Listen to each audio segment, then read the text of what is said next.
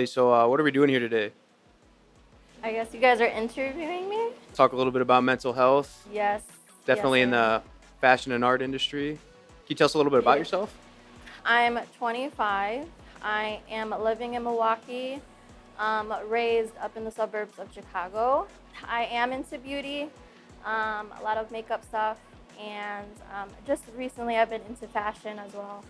So specifically mid-size, plus size, Awesome. Okay. etc. Do you So have any socials you want to kind of give out? yeah, my social is Ale ALE period beauty with 3 Y's at the end. Cool. Okay. Is that Instagram, Twitter, pretty Instagram. much everything? Okay.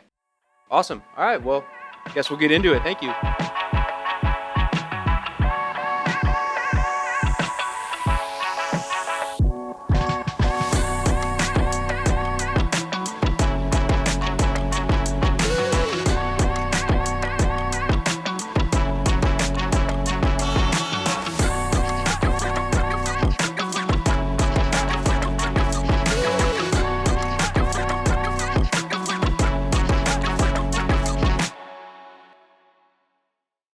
Hello. Welcome back to ynamentalhealth.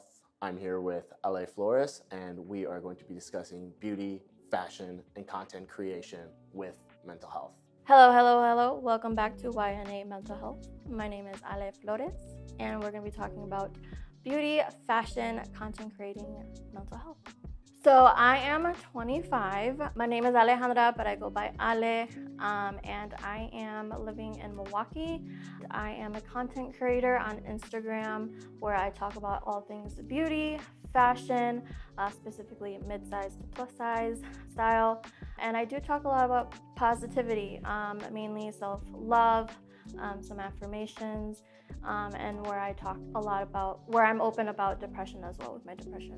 On your official page, it says that you talk a lot about mid-size and plus size. What does that mean to you?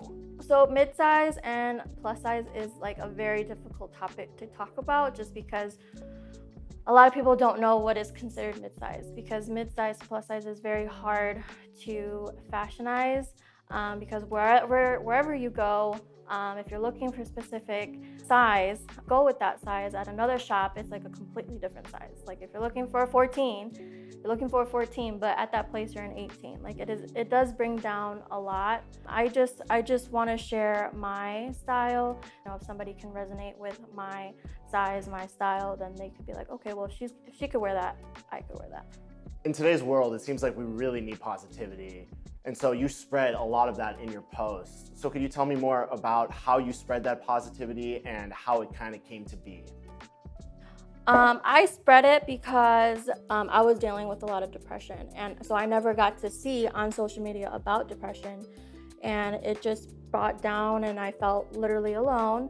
Just recently, just after COVID happened, is where I feel like a lot of people opened up, because I mean, during that time, everybody was home and nobody was going out. Right. Of course, your depression's gonna go down. When I saw that people were more opening up, I'm like, dang, like I'm feeling kind of the same way. So I'm not alone. Like, you know, let me talk to somebody. Who can I talk to about it? Like that's where too, like who can I talk to about it? I mean, I never talked to my parents about it. I never even talked about with my partner.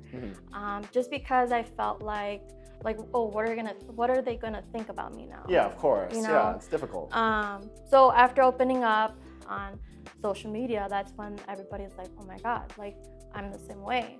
I'm like, you know, that to me is amazing to think like, you know, we could somehow resonate and like share, like, you know, this is what I'm going through, like, you know, just opening up about it. And that is when I was like, you know what?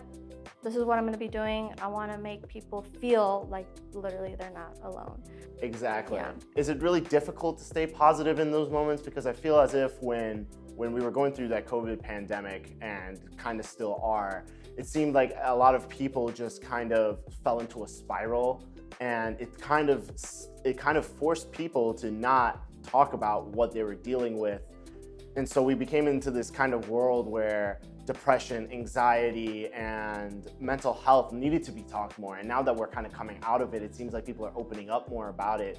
Do you feel as if we are moving in that kind of direction, or do you feel as if we're still taking that step back and mental health isn't going where it is? 100%, I feel like it's been opening up a lot more. I've been seeing a lot on Instagram now. It just makes me feel so good that it's been opening up a lot in the beauty industry. Like I've been seeing a lot of like makeup brands who are talking about mental health, specifically Rare Beauty. That is actually one of my favorite brands that I actually use, but also Selena's story about mental health. I think that's really amazing, and I'm really proud how far social media has come to where everybody can now open up and not feel bad about it. Right. And I feel like a part of that plays a really important role, because the more that people open up about their mental health, the more that people become comfortable talking about it. And then we can go into a society where we can talk about depression, we can talk about our anxiety, and we can honestly help people become not only better selves, but we can also stop suicide rates, because it feels like we're stuck in this society where we can't talk about things like that. And I believe in beauty, it becomes kind of difficult, right? Because it feels like there's this face that everybody puts on, that there's nothing going on behind it, that we all don't have a story, or we all don't have something that we're dealing with. And I think one thing I've learned especially is that you never know what someone's going through. Right. And so I think that plays also an important part where perfectionism comes, where makeup and beauty is something that needs to be perfect. Do you feel as if perfectionism plays a part in your life, or is it something that you don't regularly deal with? Of course, when I apply the makeup, like obviously I want it to be perfect. Right. I know I would always get a lot of compliments about like, oh my God, your makeup looks good, blah, blah, blah. You know, there's people out there that are like, oh, I can't do makeup like that and things like that. And I mean, it takes practice for sure. I mean, till this day, I still don't know what I'm doing. I feel like that's how everybody is with makeup, because I try to do it one way and it comes out completely different, which is okay. But when it comes to content creating, for anything, whether you're an influencer, whatever, it does strain a lot in you, but it does because I feel like there's like so much you have to do behind camera. Right. A lot of people don't think about it. I know for me, when I first started creating, I'm like, dang, you have to do a lot. And a lot of people don't know, like for those that just like looking at posts, you know? Exactly. And yeah. So you talked a lot about Rare Beauty and how Selena has this incredible story. And as a brand ambassador, what is important to you? Is it the story? Is it the product? What really sticks out to you when a company reaches out to you?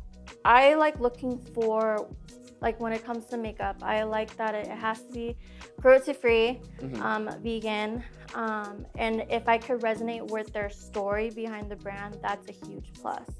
Whatever I share, it's mainly because I truly love it. I truly believe in it. It's not just because, oh, they're gonna offer me free products. Yeah, exactly. Let me take them. No, it's because I really like their product or I really like their story. Nice. And Selena's story sticks out to you the most? The most. Is there any reason why? Well, I liked her as an artist before. Okay. I liked watching her and her Disney movies shows. Yeah, of course. And you know, when she became a singer, I'm like, oh my God, like, you know, I love her songs. And then when she opened this beauty brand, I'm like, oh my God. And when she talked about mental health, like I never knew about her story, of course. Like no one's gonna know about, like, especially someone famous or like her, you know. I think she connected so many people, like how do I want to say it? Like everybody loved her, right? I loved her, but it was like a better connection knowing that she also was going through something kind of like us, or you know. So that's a big plus for me.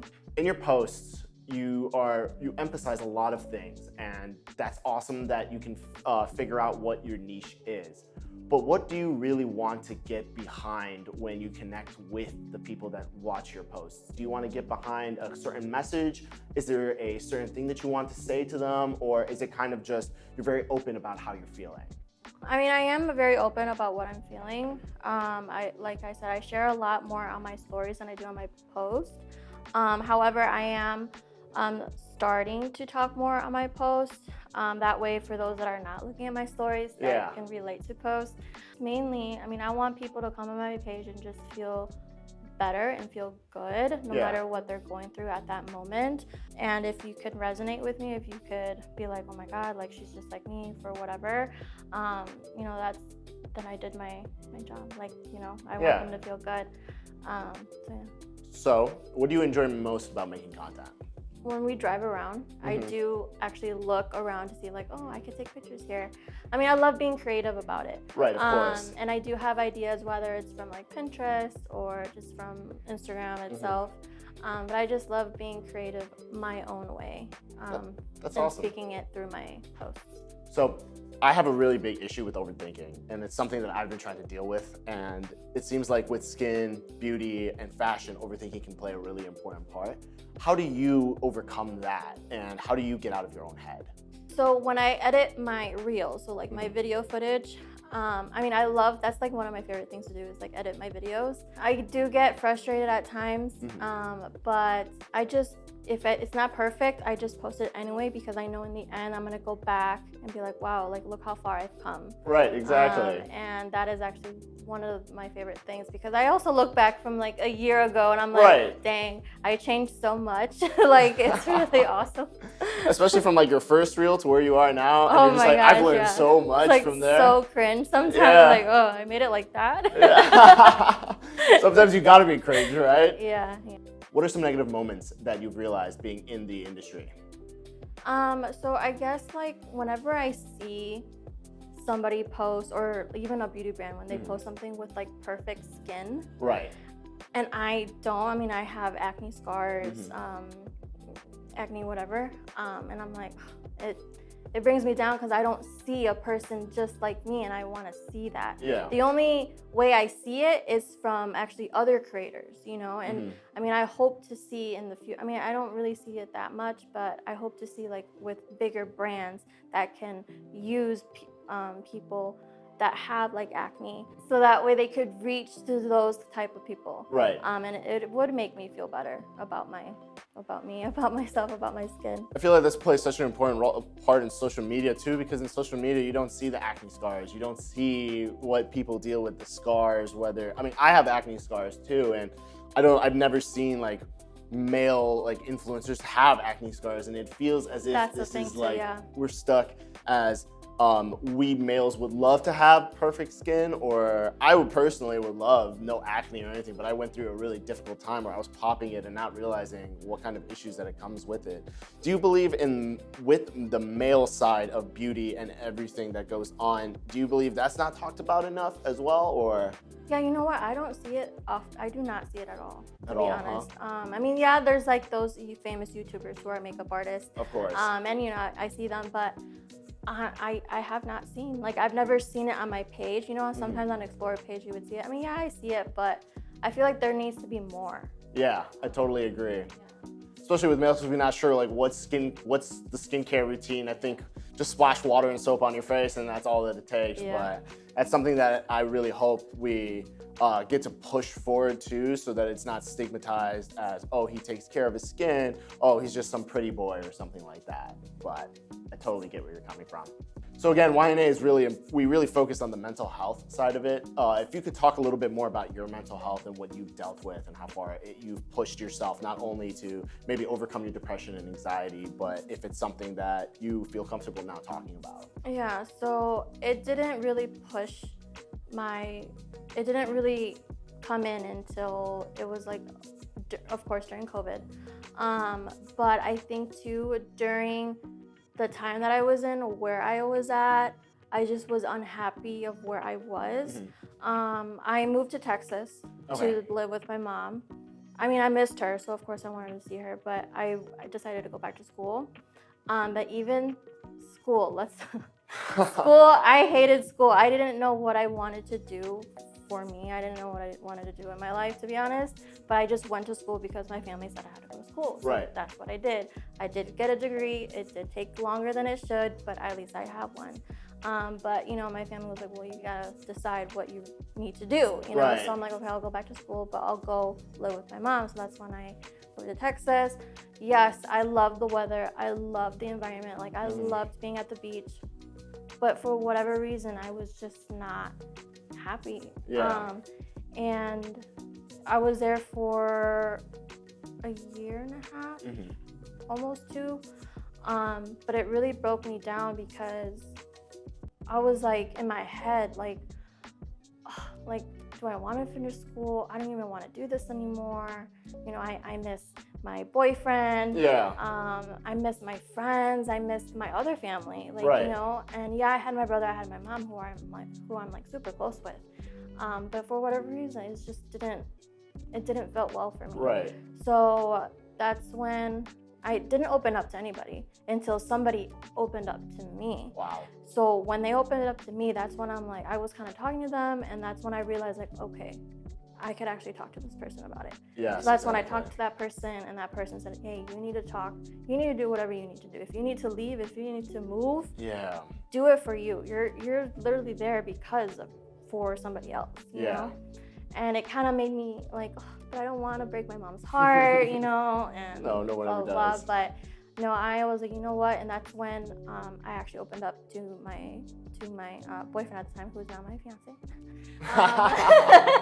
But that's when I finally opened up to him and said, hey, you know, I've been feeling like this, and I actually told him in person. He came to visit, and he did say, he's like, you know what? I felt something, but I didn't know. I just never said anything. And he's also the person, like, he didn't understand, which, you know, is okay.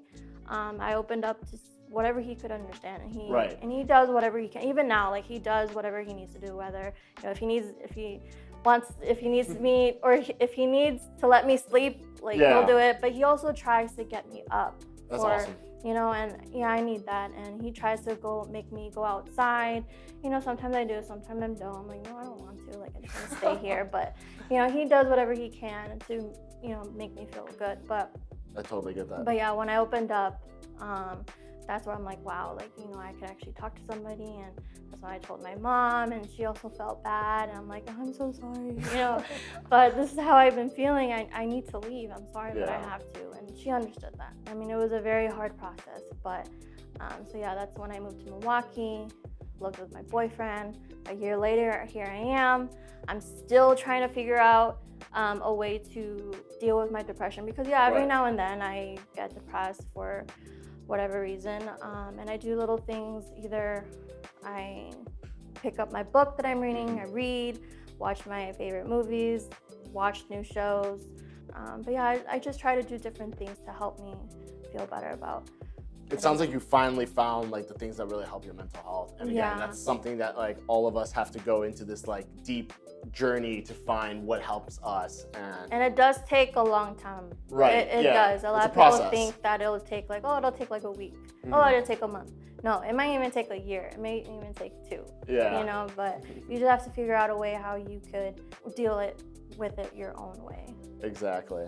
And so I think we're going to wrap this up on our last question. And what you said is really important, because when someone's just beginning their mental health journey, or just beginning whatever journey that they're starting to go on, what advice and tips would you give someone who's going on a beauty, fashion, and content creation journey? What is some advice that you would give, and maybe some tips that you personally have felt have really helped you? For content creating, I mean, if you want to create content, I mean, just do it. You know, I mean, even if it's not perfect, post it anyways, because like I said, in the end, you're gonna look back and you're gonna see how far you've come. Right. I mean, till this day, I look back and I'm like, dang, I posted that. Like, is that how I did my makeup or whatever? That's how I dressed. But just do it. And I know I'm still learning too. Like, I'm still learning how to reach out to brands. I'm still learning how to like send emails, you know, things like that. And the way how I learned is research, YouTube. I even follow people. I follow people who are also going through the same thing. And already at that point where, you know, they're doing this full time. Yeah. And so just do it, and also just look for somebody who you idolize, because once you look at them, and they could also like share their input. I mean, that's where I, you know, learned too.